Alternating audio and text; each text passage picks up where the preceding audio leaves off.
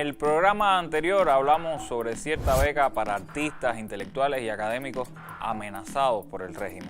Y creímos pertinente hoy conversar un poco sobre ese sistema de fomento para la contrarrevolución en Cuba, que se expresa en becas, premios y publicidad a todo aquel que se una al coro de la histeria reaccionaria. Y de entrada lo vamos a decir, no estamos en contra de las becas per se. A cualquiera de nosotros, los que hacemos el programa, nos vendría bien un viajecito por el mundo con todos los gastos pagos. Pero siempre hay que ver qué hay detrás de alguna que otra tentadora oferta de estudio, superación o subvención. Y precisamente para trascender las apariencias surgió Confilo, un espacio para mostrar con todos los matices, las noticias, los hechos, las matrices de opinión que circulan en los medios y en las redes sobre la realidad cubana. Vamos a rasgar la costura de la manipulación mediática y adentrarnos en la arista filosa de los acontecimientos.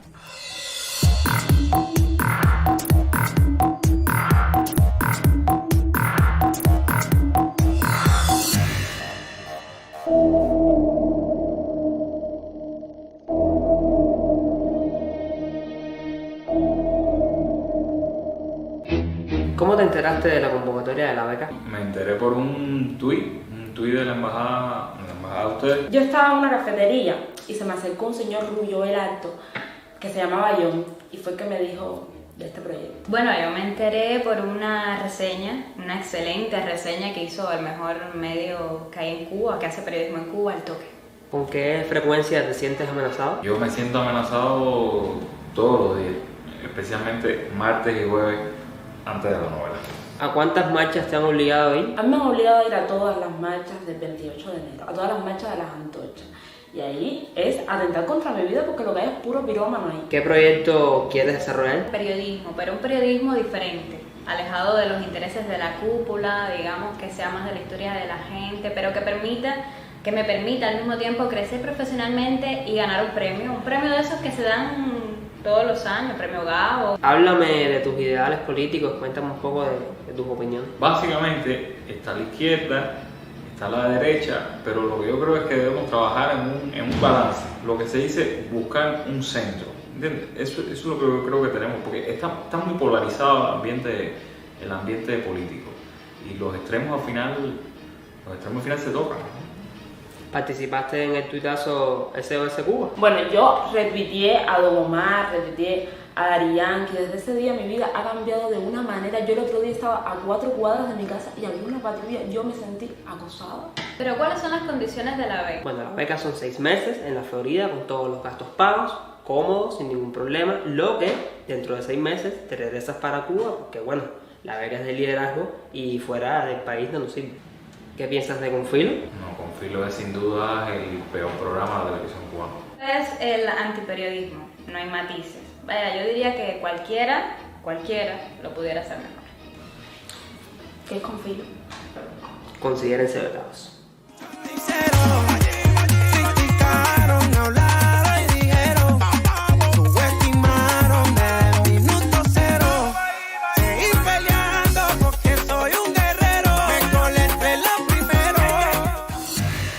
A modo de broma hemos resumido algunos de los elementos comunes en becarios e instituciones solidarias con respecto a la realidad cubana. Régimen, acoso, violencia, fracaso y a facturar. Por supuesto, también están los que se ganan una beca jugando al equilibrismo. De cualquier manera, este sistema de promoción de voces líderes de la disidencia en diversos campos se orienta en la misma línea que desde hace décadas siguen nuestros adversarios. Milton Friedman, padre del neoliberalismo, tan cínico como brillante, lo resumió de inmejorable forma. Solo una crisis, real o percibida, da lugar a un cambio verdadero. Cuando esa crisis tiene lugar, las acciones que se llevan a cabo dependen de las ideas que flotan en el ambiente. Creo que esa ha de ser nuestra función básica, desarrollar alternativas a las políticas existentes para mantenerlas vivas y activas hasta que lo políticamente imposible se vuelva políticamente inevitable. Mantener las ideas de la restauración capitalista flotando en el aire hasta que la guerra económica logre que ganen gravedad. Esa es la meta. Así lo hacen con Cuba, fomentando el pensamiento liberal con becas y premios, como lo hicieron antes con Rolf Luders y Sergio de Castro, entre otros economistas que fueron a prepararse a los Estados Unidos y regresaron a Chile para convertirse eventualmente en ministros y colaboradores de la dictadura de Pinochet. Los Chicago Boys. ¿Han escuchado sobre ellos?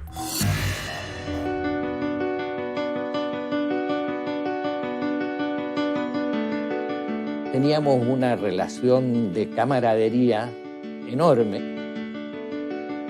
Teníamos distintas opiniones políticas, pero hablábamos poco de política y nos llevábamos bien. El secreto de los Chicago Boys eran las fiestas. Estas fiestas se iban haciendo cada vez más famosas porque eran muy alegres. Estos chilenos me cantan tanto.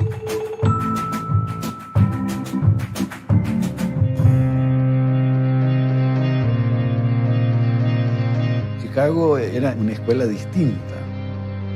Era lo que hoy día llamamos neoliberal, en ese tiempo llamábamos monetarista. Es un privilegio haber tenido clases con Milton Friedman. Esto de aquí es totalmente ajeno a lo que ella aprendió toda su vida. Entonces ahí empecé yo a venderle la pomada.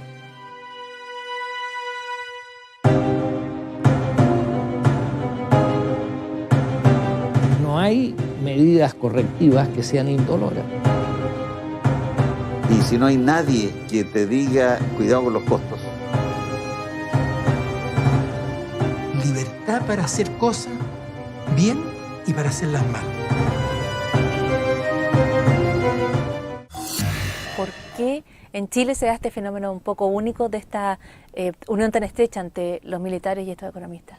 Yo creo que se explica, como dice Rafa, por la influencia que tuvo Merino en la Junta. Merino sí le compró el cuento a los Chicago Boys. Él sí creía que había que liberalizar la economía y que el Estado no tenía que meter las manos, digamos, en la economía. Y ese apoyo, que controlar los precios, que no tenía que racionar. Claro. Y ese apoyo fue fundamental para que estos tecnócratas, estos cabros jóvenes que venían de Estados Unidos con ideas nuevas, en ese minuto para todos, sobre todo para los militares, pudieran ir entrando al gobierno e instalándose en puestos claves además. Y lo otro que es fundamental, hay una parte de la película donde, y ahí la gente la tiene que ver con sus propios ojos, donde se habla de este clan. Ellos mismos se mencionan, se nombran a ellos como una especie de mafia. Se describen y como lo dicen, una mafia. Y lo dicen sin ningún afán peyorativo en el uso de la palabra. Y esa mafia fue súper importante. En nuestro canal de Telegram les dejaremos el link para que puedan ver el documental íntegro y también la entrevista que dieron sus realizadores, dado que son materiales que ilustran a la perfección ese mecanismo de preparación de cuadros para la contrarrevolución, ya sea en oposición al socialismo de Allende o al socialismo cubano. Pero hagamos un alto en el camino, puesto que mientras nosotros hablamos de lucha ideológica, en las redes se discute de casi cualquier cosa, cambian de tema todos los días. Y es precisamente ese uno de los grandes riesgos de la modernidad digital, la rapidez con la que perdemos el foco. Dejamos de hablar de lo importante para ocuparnos de cualquier nimiedad que se ponga de moda. Que sea Gabriela Fernández quien nos hable un poco más sobre esto en La Mira. El caso Shakira se ha extendido, pero ya le queda menos para ceder el podio a cualquier acontecimiento del que nos enteraremos en contra de nuestra voluntad. E independientemente de lo trascendental o trivial que sea, será cogido con la misma intensidad por otra fracción de segundo. El Mundo Today realizó un video muy simpático sobre este tipo de polémicas. No le des chinchetas a palomo que mastica. Una vez más, estamos todos usando a los multimillonarios como el andamio sobre el que edificar nuestros pequeños debates morales. Ya lo hicimos hace un año con el mediático juicio de Johnny Depp y Amber Heard, donde cada cual eligió bando en función de lo que opinaba de, no sé, el feminismo o el futuro de la saga de Harry Potter. Y eran actores, son actores, y los actores son, recordémoslo por favor que no se nos olvide, los actores de Hollywood son la gente más tonta del planeta. Son gente que se ve obligada a fingir que son otras personas para poder ganarse la vida. Por tanto, no deberíamos escogerlos como avatares de nuestros sistemas ideológicos. Y ahora volvemos a hacer lo mismo con Piqué y Shakira. De repente les ponemos sobre los hombros, sin merecerlo, ser el faro que marcará el camino que debe seguir, por ejemplo, una ruptura amorosa. Los futbolistas, recordémoslo, son una tipología de hombres legendariamente estúpidos. Piqué, por su parte, rodeado de streamers, parece el eterno zoquete que ha dejado de estudiar porque no se le daba muy bien, pero aún así sigue volviendo al instituto por las tardes con la moto que ha heredado de su hermano mayor para hacerse el chulo delante de los pequeños que le ríen todas las gracias. Y Shakira, que es una cantante de éxito, pero ni siquiera, lo que hace ni siquiera es jazz, es que no es jazz, por tanto, ¿por qué deberíamos estar siquiera dándole una importancia que en absoluto tiene? Compuso versos como el Waka Waka y demostró su propia estulticia al relacionarse con Piqué. Por tanto, dejemos a los multimillonarios tranquilos. Ellos tienen problemas que nosotros ni siquiera podemos llegar a comprender. No los usemos como avatares de como banderas de nuestros andamiajes morales o políticos. No permitamos que marquen nuestra agenda de debates políticos, excepto si es para hacer la revolución y cortarles la cabeza. Entonces sí, pero mientras tanto, de verdad, lo que hagan no tiene la más mínima importancia. No le des chinchetas a Palomo que mastica. Que de pronto media humanidad sepa dónde vive la madre de Piqué no deja de ser un ejemplo interesante de cómo la industria cultural se transforma en un arma de manipulación masiva.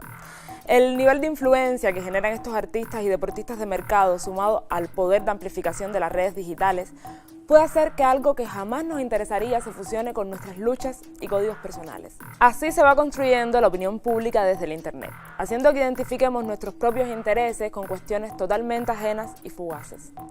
El problema es cada vez menos generacional. Pocos escapan de la masividad de los medios y las redes. ¿Y qué podemos hacer? Claramente, agudizarle sentido crítico. Si quieren saber más sobre esto, les recomendamos el libro La dictadura del videoclip de John Illesca, que tiene una edición cubana. Nos vemos en la mira. Small elite audience who in turn, according to the trickle-down theory, could influence a readership, a wider public, policymakers, people of influence within government who might actually then change policy to accommodate the American proposition. Acaban de escuchar a Frances Stoner Saunders, autora de un libro que se titula La CIA y la Guerra Fría Cultural, cuya lectura les recomendamos encarecidamente. Y en caso de que no nos crean, que es legítimo, les traemos para ir cerrando el programa un invitado especial, un becario, sí, uno de esos jóvenes que recibió una beca con dudosos motivos políticos y que, pese a ella, sigue en nuestro bando y accedió a conversar con nosotros un poco sobre su experiencia. Gracias a Alejandro Sánchez por estar en Confirmo.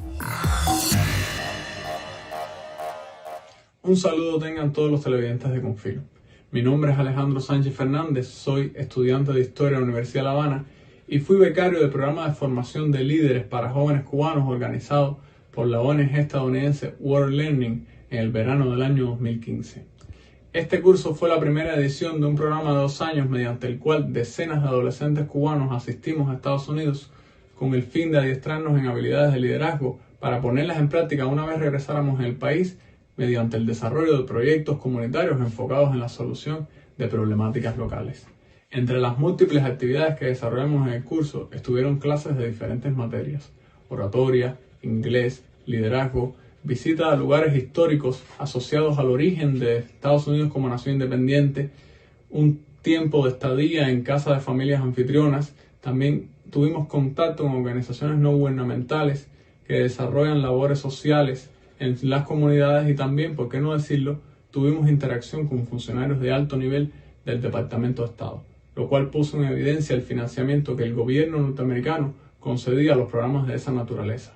Al año siguiente, en el 2016, se desarrolló en nuestros medios de comunicación una campaña de denuncia pública contra el carácter subversivo de estos programas. En aquel momento tuve la oportunidad de participar como panelista de la mesa redonda. Hoy ratifico algunas de las ideas que dije entonces y agrego otras que son fruto de la reflexión con el paso de los años. Es evidente la naturaleza subversiva de estos programas. Forman al personal que debe poner en práctica los programas de cambio de régimen que el gobierno de Estados Unidos financia todos los años con sumas millonarias. Pero también debemos tener en cuenta que no es una cuestión para entrar en una histeria colectiva. Tendríamos que tener poca confianza en lo que somos y en lo que hemos hecho para creer que un curso de apenas un mes va a formar a los líderes que lograrán destruir la revolución. Creo que nuestra mayor preocupación debe radicar hoy en pensar si nuestras instituciones están formando el tipo de hombre y de mujer que reproducirá en el tiempo nuestro proyecto social. Nada más que agregar, síganos en nuestras redes sociales. Si ya están conectados a nuestra página de Facebook, felicidades. Si no, ¿a qué esperan? Vayan a darnos like, considérenlo una tarea partidista. Y recuerden que regresamos el martes, sí, justo antes de la novela, para pesar de nuestros odiadores. Hasta entonces, manténganse con filo. Chao.